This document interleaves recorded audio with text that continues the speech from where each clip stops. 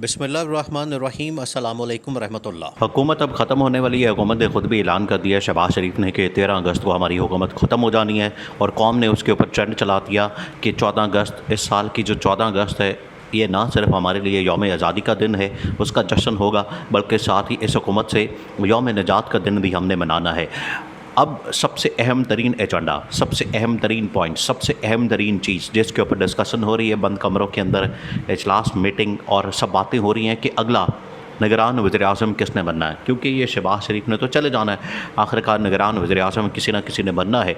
वो किसके पास, ये जो निगरान वज़ीर-ए-आज़म है, ये किसके पास आखिरकार ये किसके नाम निकलेगा, ये लॉटरी किसकी निकलेगी निगरान वज़ीर-ए-आज़म के लिए। उसमें बहुत सारे नाम गर्दिश कर रहे हैं, बहुत सारे नाम। इसमें अब आपने इस मामले को समझना है कि आखिरकार किसका नाम आना है, उसकी आपने बैकग्राउंड को समझना है।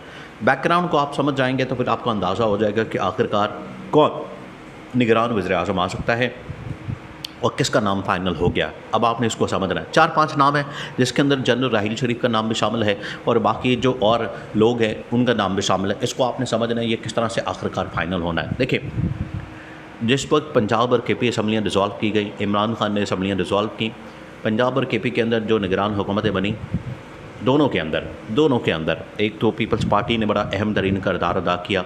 पीपल्स पार्टी ने अपना बंदा लगवा दिया पंजाब के अंदर।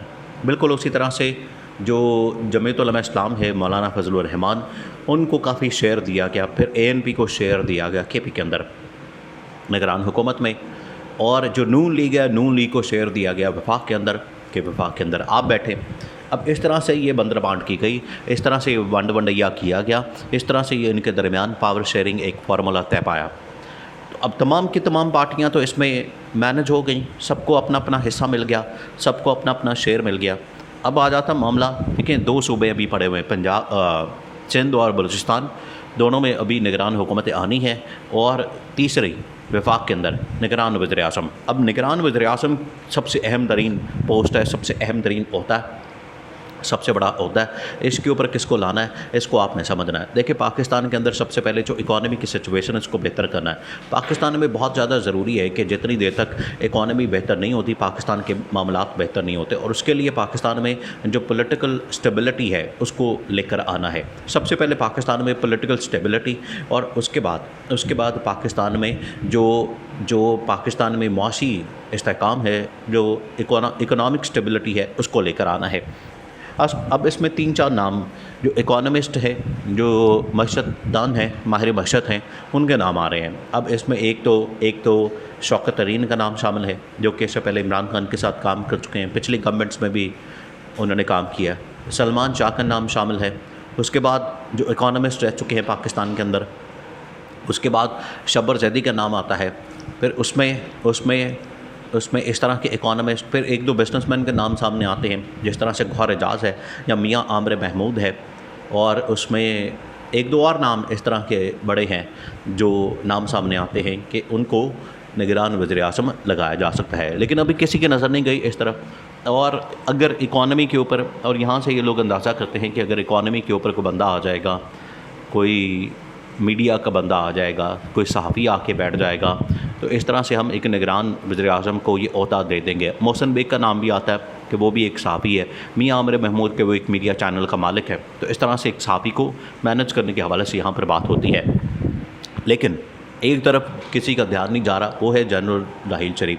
क्योंकि पाकिस्तान के अंदर ये एक असूल है, पाकिस्तान के अंदर ये कानून है कि जब भी कोई बंदा रिटायर होता है, वो चाहे जज हो, जर्नैल हो, वो अपनी रिटायरमेंट के बाद, अपना जो रिटायरमेंट है उसके 2 साल तक कोई ओहदा सरकारी नहीं ले सकता।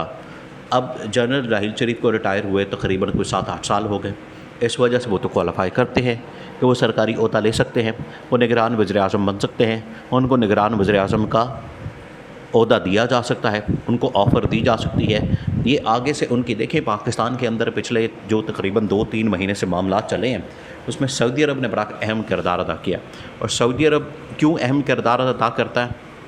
क्योंकि पाकिस्तान की जो सिक्योरिटी है, जो सिक्योरिटी एहलकार हैं, उसके अंदर आर्मी चीफ भी शामिल हैं, जनरल राहील शरीफ। वो सिक्योरिटी प्रोवाइड करते हैं सऊदी अरब के अंदर अहम तरीन मकामात पे, जिसमें सऊदी अरब के मक्का, मदीना और अहम तरीन जो मकामात हैं उनको सिक्योरिटी प्रोवाइड करते हैं। इस वजह से सऊदी अरब इस हवाले से बड़ी रिस्पेक्ट करता है, सऊदी अरब इस हवाले से बड़ा रिगार्ड करता है, सऊदी अरब इस हवाले से बड़ी इम्पोर्टेंस देता है पाकिस्तान के मामलात को, पाकिस्तान के अहम तरीन चीज़ों को।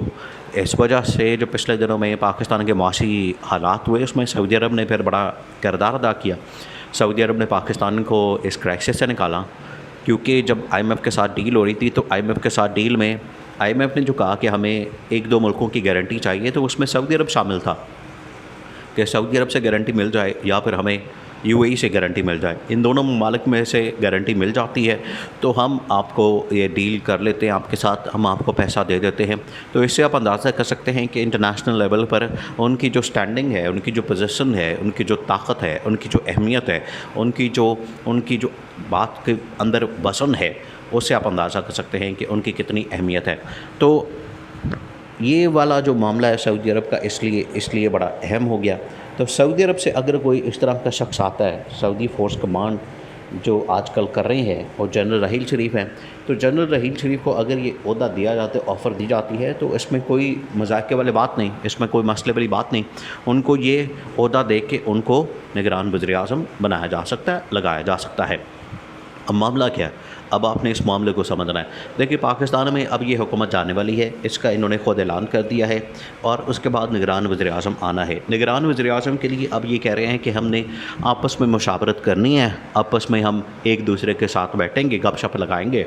और गपशप किसने करनी है कि जी वो लीडर ऑफ़ द हाउस, एक तो शहबाज शरीफ हो गया, दूसरा लीडर ऑफ़ द अपोजिशन राजा रियास हो गया। तो राजा रियास तो वैसे ही नून लीग का कैंडिडेट है, उसने ये किस किस्म की अपोजिशन करनी है या उसको किस किस्म का एतमाद में लेना है। इस वजह से जो पाकिस्तान के अंदर सबसे बड़ा स्टेक होल्डर है, इसमें तो वैसे कहा जा रहा है कि तमाम स्टेक होल्डर को एतमाद में लिया जाए, तमाम स्टेक होल्डर्स को ऑन बोर्ड लिया जाए अगले तमाम अहम तरीन मामलात के ऊपर, इलेक्शन के ऊपर, इलेक्शन रिफॉर्म्स के ऊपर, निगरान सेटअप के अंदर।